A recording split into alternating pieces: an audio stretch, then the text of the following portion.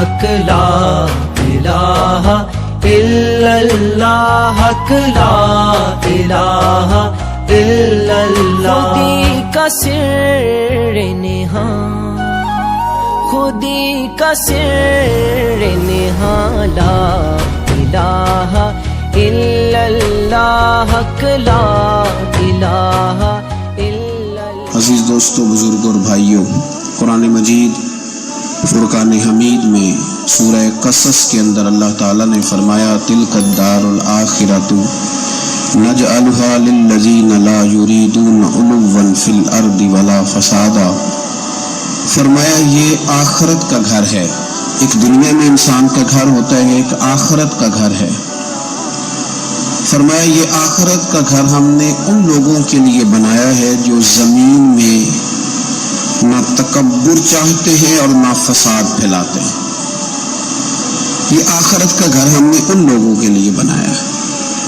اور فرمایا والعاقبۃ للمتقین، آخرت کی بھلائی پرہیزگاروں کے لیے، جو لوگ نہ تو تکبر چاہتے ہیں نہ فساد کرتے ہیں، جو متقی بن کے اللہ سے ڈر کے وقت گزارتے ہیں، یہ آخرت کا گھر ہم نے ان لوگوں کے لیے بنایا۔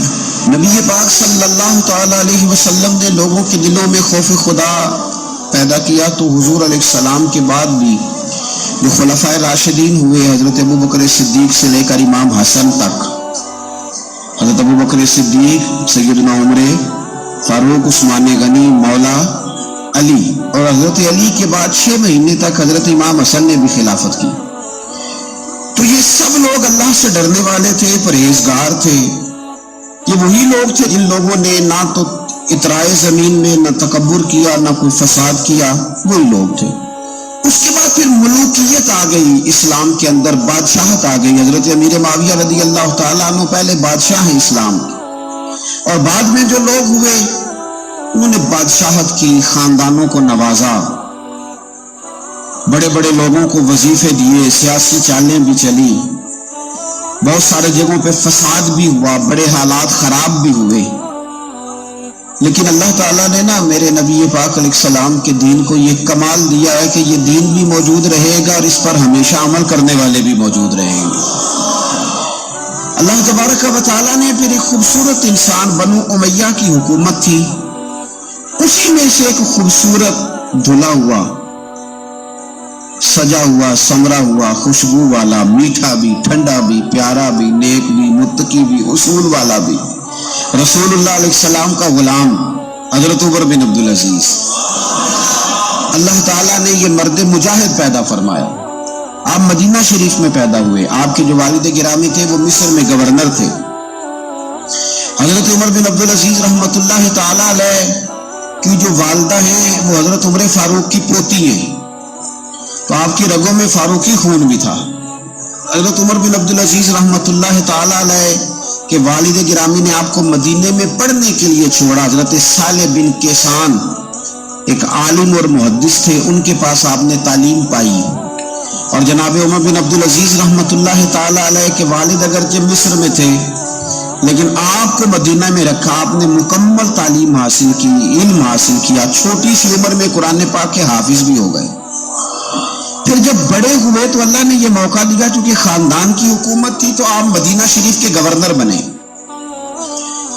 اور مدینہ منورہ کے ساتھ ساتھ آپ کو طائف کی حکومت بھی ملی، مکہ مکرمہ کی حکومت بھی ملی۔ پھر بعض جگہ پہ تو یہ ہے کہ آپ نے خود کسی وجہ سے استعفیٰ دیا، اور بعض جگہ یہ ہے کہ سازش کر کے آپ کو معزول کیا گیا۔ لیکن حضرت عمر بن عبدالعزیز نیک بڑے تھے، پرہیزگار بڑے تھے، پر خوش لباس بھی بڑے تھے۔ خادم کو جب بھیجتے تھے بازار تو کہتے تھے جو سب سے مہنگا جوڑا ہو وہ خرید کے لانا۔ خوشبو بہترین استعمال کرتے تھے، جب گزرتے تھے تو لوگوں کو پتہ چلتا تھا کہ کوئی عام نہیں گزرا، عمر بن عبدالعزیز گزرے۔ جب تک گورنر رہے، جب تک خاندان میں رہے، ماحول اور رہا۔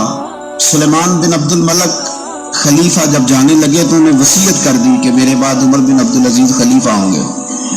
یہاں تو لوگوں کو عہدہ ملے تو لوگوں کی کیفیت بدل جاتی ہے لیکن جب حضرت عمر بن عبدالعزیز کا اعلان ہوا تو رونے لگے۔ एक कोने में बैठ के रोने लगे। फरमाने लगे मुझे उम्मीद नहीं थी कि वो इतना बड़ा बोझ मेरे कंधों पे डाल के चला जाएगा। इतने सारे लोगों का बोझ, इतने सारे लोगों की आजमाइश। खैर चूंकि वसीयत थी, आपकी बैत ली गई। बैत लेने के बाद आप मिंबर पे चढ़े तो फरमाया लोगों मैं तुम्हें आजाद करता हूं, अगर तुम मेरे अलावा किसी को हुक्मरान बनाना चाहो तो मुझे कोई एतराज नहीं है। लोगों ने कहा नहीं, आप ही हमारे हुक्मरान होंगे।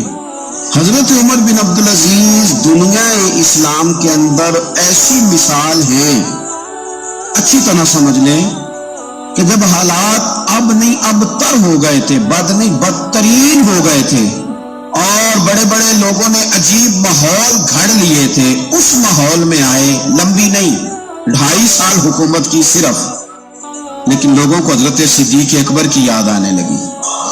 लोगों को सैयदना फारूक आजम किया। आपकी जो बीवी थी वो भी बादशाह की बेटी थी, बादशाह की बीवी भी बन गई।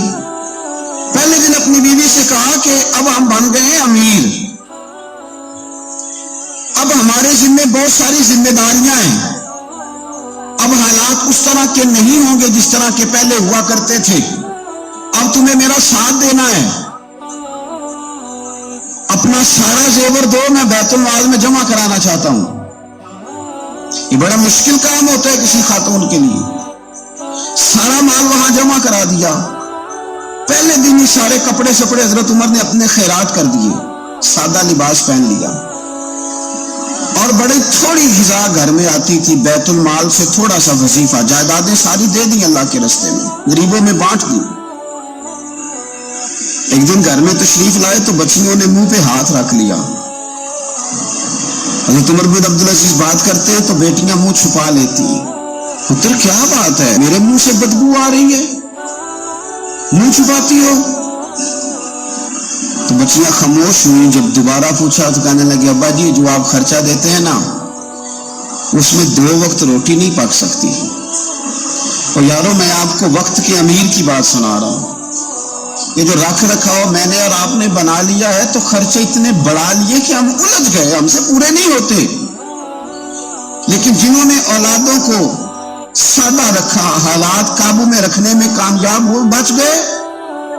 मेरे नबी करीम सल्लल्लाहु अलैहि वसल्लम ने फरमाया जरूरत के मुताबिक जिसे अल्लाह ने रोजी दे दी वो कामयाब हो गया। लेकिन हम बहुत उलझ गए, बहुत दूर निकल गए। बेटियों ने मुंह में हाथ रखा। पुत्र क्या बात है? अब्बा जी इतने पैसे आप लाते हैं, 2 वक्त की रोटी नहीं पक सकती, तो हमने प्याज से रोटी खाई है, मुंह से बदबू आ रही है, तो इसलिए आपके सामने मुंह नहीं खोला कि आपको कराहत होगी। तो हज़रत उमर बिन अब्दुल अजीज आंखों में आंसू तो आए पर कहने लगे या अल्लाह तेरा शुक्र है कि जिस जगह मैं अपनी औलाद को खड़ा करना चाहता था मेरी औलाद वहां खड़ी हो गई है। ये प्याज से रोटी खा के भी शुक्र अदा करती, प्याज से रोटी खा के भी। हज़रत उमर बिन अब्दुल अजीज ने अपने घर के अंदर ईद वाले दिन बेटियों ने कहा अब्बा जी जोड़े पुराने हैं यारो, हो जाता है, बस थोड़ा सा ना तवज्जो की जरूरत है, हो जाता है, नए कपड़े लेने। अब एक घर में शादी होती है तो उस घर से ताल्लुक रखने वाले हर घर में शादी समझने शुरू हो गई। लाखों रुपए का माल सिर्फ कपड़ों पे, जूतों पे और उनके लवाजमात पे लगता है। गुर्बत कैसे खत्म होगी? हालात कैसे ठीक होंगे? प्रदेश में जाने वाले वापस कैसे आएंगे? किस तरह ये माहौल ठीक होगा जब अखराजात इतने बढ़ा लिए जाएं? हजरत उमर बिन अब्दुल अजीज रहमतुल्लाह अलैह की बेटियों ने कहा ईद पे कपड़े लेने, जिद की तो जनाब उमर ने अपने वजीर खजाना को खत लिखा और मैं 1 महीने की तनख्वाह मुझे एडवांस दे दो, बेटियों के कपड़े लेने हैं। तो जब बादशाह उमर बिन अब्दुल अजीज जैसा हो तो फिर वजीर भी नेक ही होते हैं, वजीर भी नेक। तो वजीर कहने लगा हुजूर कुछ बातें आपसे सीखी हैं, अगर इजाजत दें तो कर लूं। कहा जनाब करो। कहने लगे आप 1 महीने की तनख्वाह एडवांस मांग रहे हैं, आप 1 महीने तक जिंदा रहेंगे? ये आपसे सीखी हुई बातें। हजरत उमर बिन अब्दुल अजीज कहने लगे रब तेरा भला करे, तूने सोए हुए उमर को फिर से जगा दिया। बेटियों से आके कहने लगे पुत्र पुराने कपड़े धो के पहन लो, اگر کپڑے دھو کے پہن لوگی اور پہن کے رب کی بارگاہ میں کھڑے ہوگی تو رب تو پہلے ہی بڑا قبول فرمانے والا ہے، اللہ تو پہلے ہی بڑا قبول کرنے والا ہے۔ تو صاحب یاد رکھیں، حضرت عمر بن عبدالعزیز نے اپنے گھر کے اندر یہ ماحول پیدا کیا، اپنے گھر کے اندر یہ کیفیات آپ نے بنائی، بنا کر کے سجائی۔